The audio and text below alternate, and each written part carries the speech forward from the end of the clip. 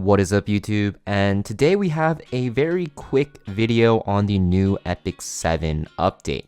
Now, as you guys can see, this update is pretty large and in charge. We have 2 new heroes, we have a new side story, and we have Rift Season 1. Rift is a new PvE area of content that will, as you'll see very soon, give you a ton of gear. Now, this is perfect timing because there's a lot of drama going on with the returning player check-in event, which is kind of causing a lot of people to quit for a bit and come back so they get the rewards. If you guys want to know about that, make sure you guys check out my last video. I talk about that pretty in depth, but there's kind of like an exploit thing going on. I wouldn't say it's an exploit, it's kind of just a feature where if you quit the game for like 16, 17 days and come back, you get a ton of rewards that might be worth more than if you just played for those 16 or 17 days. If you guys want to see that, check out my last video, but let's talk about this update because I think this update will make you guys actually want to actually play the game and actually not, take a break. So yeah, as we saw, Rift, 2 more heroes, and we're also going to see some UI, World Arena, and some World Arena schedule and improvements. So first thing coming out is going to be Rift. Now Rift is a new area of content for PvE, and it will unlock after beating episode 5 2-2. So if you guys aren't progressing through the story, you definitely are going to want to, because as you guys can see here, you'll see that you will basically kill a boss or attack a boss, and you're going to be able to get equipment from 4 sets. So there's not really too much specifically being talked about, but basically there's a ton of stuff on your screen here, right? You can enhance the Rift controller using Rift energy, which I believe you will obtain by clearing rifts, kind of like Automaton Tower, and it's going to actually increase maybe your heroes or your abilities and stuff like that, similar to how Automaton Tower works. And as you actually increase your Rift controller strength, you'll actually get stronger and stronger, be able to get more points, and you're going to see that the boss here is going to actually only allow specific elemental heroes based on the season. So the first season will be fire elemental heroes, meaning that you definitely want to start building some fire elemental heroes because yeah, this is going to be a way to get some decent gear for sets that you really need, or for even sets that you don't have and you're not really able to farm. So yeah, it's gonna start after the maintenance on the 12th of September or October, sorry. And basically you're gonna see that there is going to be a new area of content, which will be very, very fun. Expect me to make guides on it because I'm definitely going to be playing the crap out of this because just love new PvE content always. But actually looking at the stove page, you can actually see how Rift will actually work. So you're gonna see the entry cost is gonna be 40 energy, 20 energy to actually retry the boss when it's in progress. And like I mentioned, you can actually select 4 sets. These sets can be changed without limitations, and you cannot actually do this until you select the set. So basically the Rift controller is going to actually control your Rift counterforce, your Rift control level, and Rift fragments, and this controller will reset after a season ends. And I do believe this is just going to improve how your team is strength wise, and just everything will accumulate and you'll get stronger and stronger and will make you do more damage to the boss. So the battle rules is you have 3 total chances in the beginning. When all allies are dead, the remaining chance will decrease by 1. When the remaining chance becomes 0, the Rift battle in progress will be reset and the chance will be reset to 3. So it'll restart, similar to how Automaton Tower can work, where you can reset it. And then like I said, each season has a limitation on the elements. So this season will be fire, and team formation will be reset once the season ends. Now the way you actually get gear is going to be if you actually defeat the Rift boss. So you'll see you'll require 1 piece of equipment from the set you choose when you defeat the Rift boss. Now the set's random, everything's still random still, and you can still get heroics. So I'm not actually too sure if those will be better than hunts, but hopefully.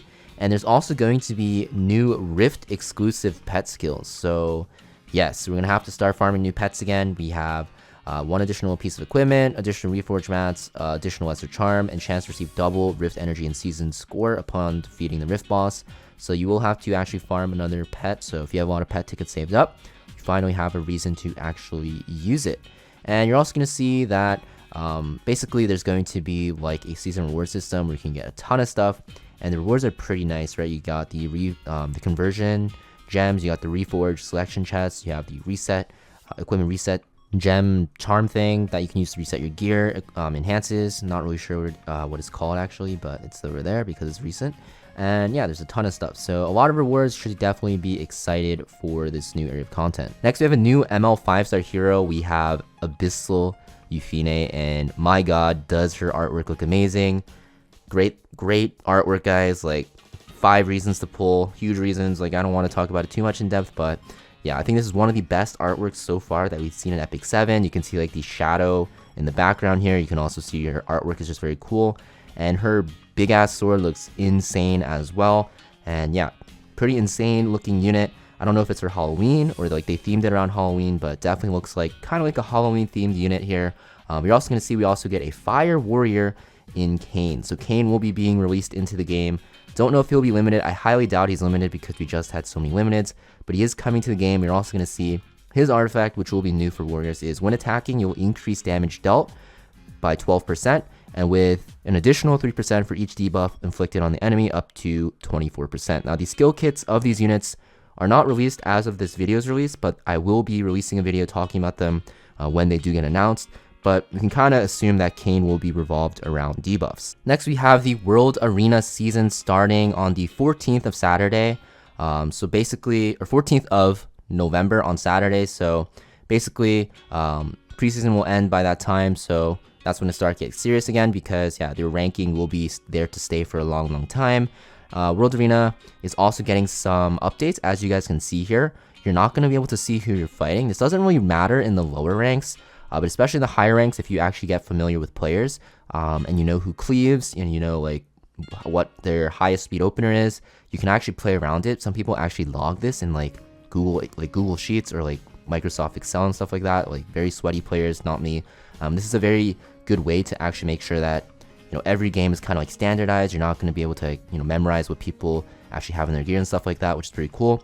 And also I think it's because they have that new match history system online where you can search up people and see, what speed their units are at and stuff like that. So pretty cool. It's going to be a way that you can actually be protected from being looked up and be protected from being, remembered on the ladder, especially if you're going into Emperor and Legend, because you'll actually see a lot more of the same players once you get into higher ranks, similar to any other matchmaking game. Also, you're going to see some pretty interesting UI improvements here. You're going to see when you click battle now, it's going to have like this side scroller thing. I think it's better. I'm not too sure because, the current battle page, everything's listed, but now you have to scroll. Not too sure if it's better, but it definitely looks cleaner. It might be a little bit more of a hassle to scroll through stuff here, but I guess because they did add Rift, that it will kind of be a little cluttered on the old screen, so they did add like this scroller thing. It's pretty cool. Definitely looks cleaner and newer, I could say. But yeah, you're also going to see after the maintenance, we have Tamarin's banner running with Idol's Cheer. Basically, if you don't have Tamarin, she's a must-pull unit for PvE. We'll talk about her banner more in depth in a bit, but pretty much best unit for PvE. You definitely want to make sure you have her, and her artifact is pretty solid as well, but not really required. And then we have Haste, which is not that great of a unit right now, even after his buffs. His ML version is not that good either, so his imprints aren't worth it. But he is paired with Rihanna and Luciella, which is one of the best thief artifacts in the game, especially if you like to use Ran or Peyra, right? Very good on those two units. Very toxic artifact, can give you an extra turn, similar to Violent Rune in Summoner's War. So a lot of people might be pulling on this banner for extra copies, but if you don't have Rihanna and Luciella and you're new to the game, or you definitely want to consider at least buying one copy from the Powder of Knowledge shop, because this artifact is pretty good if you have like a Ran or Peyra. If not really required to buy it because it is okay but not necessary. And then you're going to see the week following that, we're going to have Cecilia running with her artifact Rise of a Monarch. Cecilia is pretty decent for PvE, but Brieg is kind of just better.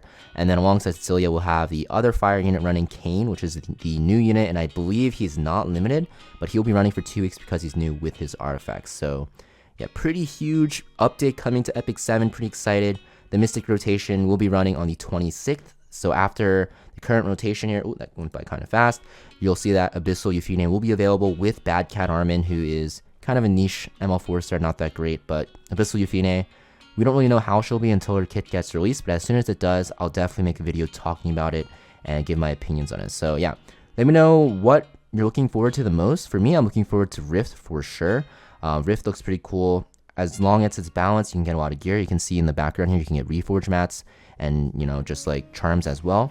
Seems like a pretty fun area of content to do. The only thing is, if you look here, the energy cost is 30, so if the drops aren't good, like it might be pointless to do, but I hope it is better than hunts, because just spamming hunts kind of gets boring. So hopefully this is going to be a good way to farm gear, especially once you level up your Rift controller. And also let me know if you're excited for the new units, like Abyssal YUFINE.